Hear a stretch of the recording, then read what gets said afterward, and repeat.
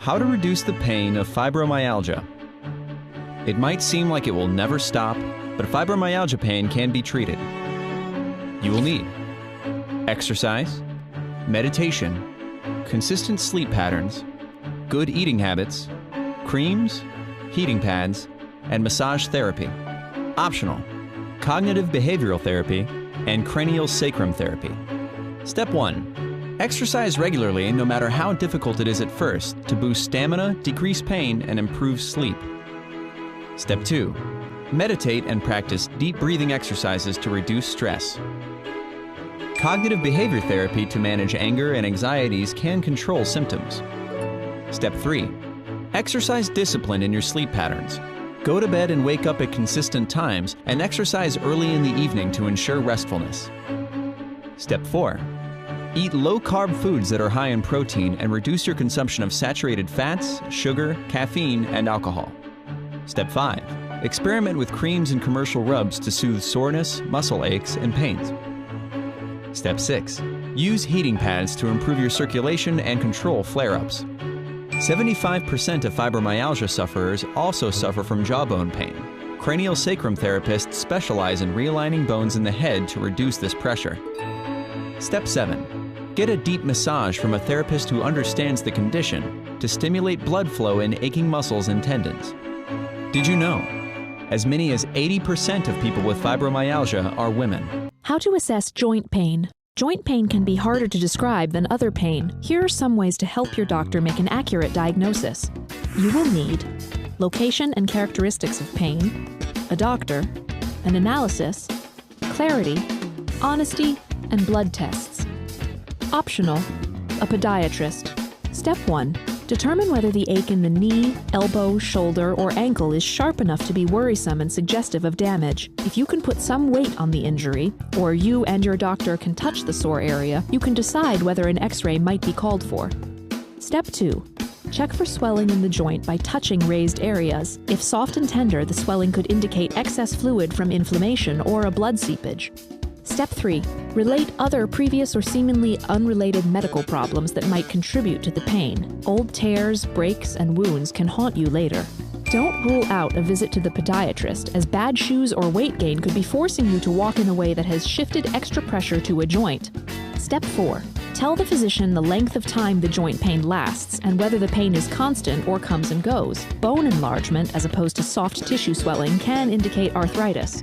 The duration of pain in the morning can help distinguish between types of arthritis. Most doctors will want to do a full physical to be sure. Step 5. Conduct active and passive movement of the joint to investigate how limited the range of motion might be.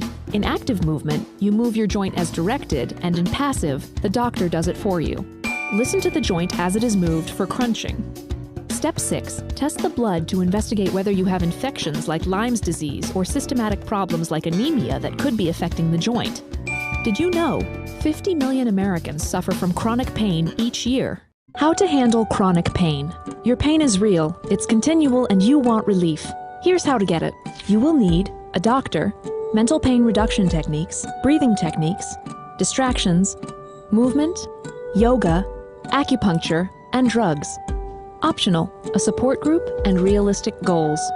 Step 1. Consult a medical professional to address pain problems, especially if they derive from or include shaking and addiction to pain medication. Ultimately, you have to handle this on your own. Find a support group for pain sufferers so that you don't feel alone. Step 2. Practice mental pain reduction. See your pain as weak or visualize soothing images. Step 3. Learn breathing techniques, like inhaling through your nose and exhaling through your mouth as you push out your stomach. Check into hospital programs on guided breathing. Step 4. Distract yourself with pleasurable activities with family or friends. Going to a film or stage show, a dinner, a sporting event, or church gatherings and outings can take the edge off for a while. Connect with others and get your mind off the pain. Step 5.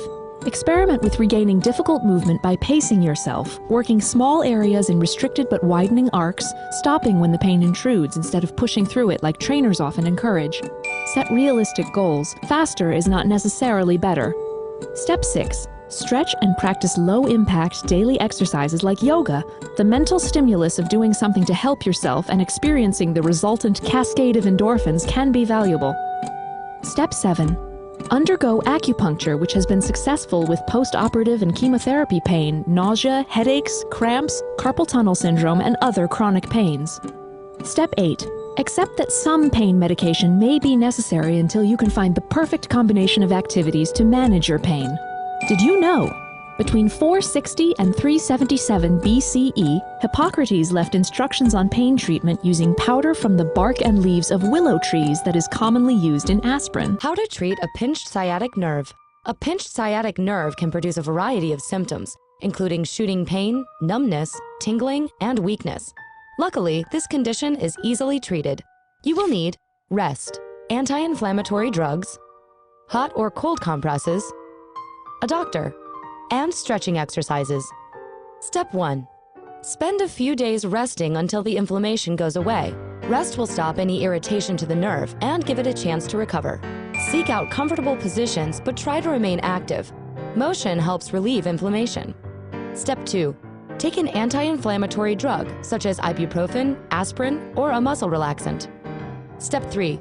Apply hot or cold compresses to the painful area. Step 4. Check with your doctor after the inflammation has subsided to determine whether you need physical therapy. Stretching exercises may help you to resume normal physical activities without sciatic pain. Step 5.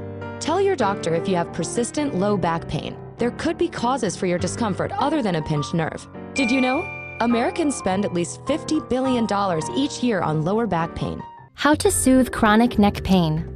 Be aware of daily habits that may be causing your chronic neck pain and replace them with healthy choices. You will need an ice pack, neck and shoulder exercises, a massage, good posture, and a supportive bed and pillow. Optional, a chiropractor. Always consult a physician before attempting any exercise or exercise plan. Step 1. Apply an ice pack to your neck for 15 to 20 minutes when symptoms occur. An ice pack will reduce the pain and any inflammation. Step 2. Do neck exercises by keeping your head in a neutral position and looking forward, then slowly tilting your head side to side. Do 5 to 10 repetitions. Step 3. Perform a shoulder roll exercise by relaxing your body and slowly rolling your shoulders forward in a circular motion 5 to 10 times, then backward 5 to 10 times. Contact your doctor if your pain is accompanied by headaches, fever, or muscle aches. Step 4. Get a massage to ease tense muscles. Take a warm shower before a massage to help relax your muscles. Step 5. Practice healthy posture. Stand straight and tall with your shoulders back. Stay in a neutral position without slouching. Some people get relief from neck pain by seeing a chiropractor and getting regular adjustments. Step 6. Sleep on a firm, supportive mattress and avoid lying on your stomach. Your pillow should also support your neck. When lying on your pillow, your spine should be straight and your neck in a neutral position. Did you know? Between 15 and 40% of whiplash victims suffer pain months after the injury occurred.